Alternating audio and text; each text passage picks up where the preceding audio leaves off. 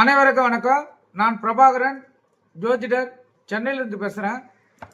இப்போ நான் என்ன சொல்ல போகிறேன்னா, இன்றைய நாளுடைய சிறப்பை தான் சொல்ல போகிறேன். கருத்தில் கொண்டு நீங்கள் பயன்பெறுங்க. ஒவ்வொரு நாளும் ஒவ்வொரு மனிதருக்கும் இந்த நாள் சிறப்பே கருத்தில் கொள்ளுங்க. குரோதி வருடம்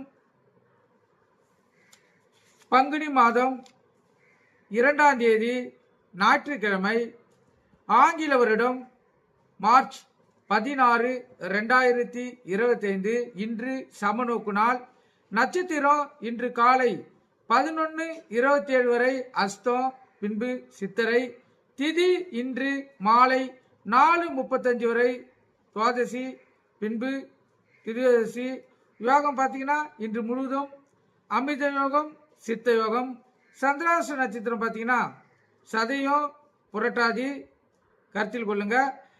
சந்திராச ராசி பார்த்தீங்கன்னா கும்பம், மீனம், கருத்தில் கொள்ளுங்க.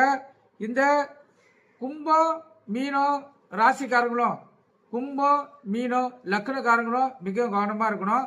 ஏன்னா சந்திராசனம் 50% ராசியும் 90% லக்னத்தையும் பாதிக்கும். கருத்தில் கொள்ளுங்க. வண்டி வாகனத்தை செல்லக்குள்ள மிக கவனமாக செல்லணும். எக்காரத்தை கொண்டோ மொபைல் போனை இயக்க கொண்டு வண்டியை இயக்கக்கூடாது. வண்டி எடுக்கக்குள்ள அனைத்தும் சரியாக இருக்குதா பார்த்து தான் வண்டியை எடுக்கணும்.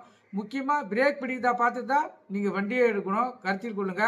அதே போல் போக்குவரத்து விதிமுறைகளை கடைபிடிச்சு செல்லணும்.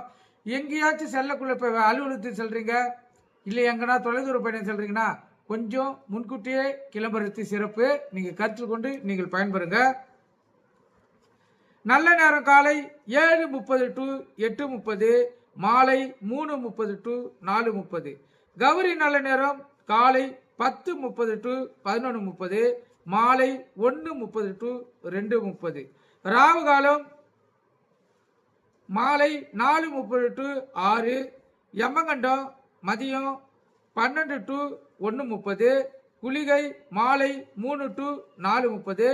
சூலம் மேற்கு. கருத்தில் கொள்ளுங்க. சூளம்னா கற்பூரம் ஏற்றுறது, விளக்கு ஏற்றுறது, கருத்து சொல்லுங்க. அது மேற்கு சைடு பார்த்து ஏற்றணும். அதே போல் இந்த குளிகைன்னா மாந்தி, மாந்தின்னா குளிகை, கருத்தில் கொள்ளுங்க. இதில் எந்த நல்ல காரியமும் எந்த கெட்ட காரியங்களும் செய்யக்கூடாது. இது முழுக்க முழுக்க தீமையை செய்யக்கூடிய கிரகம் என்பதால் இதில் எந்த விஷயத்தையும் செய்யக்கூடாது. கருத்தில் கொள்ளுங்க.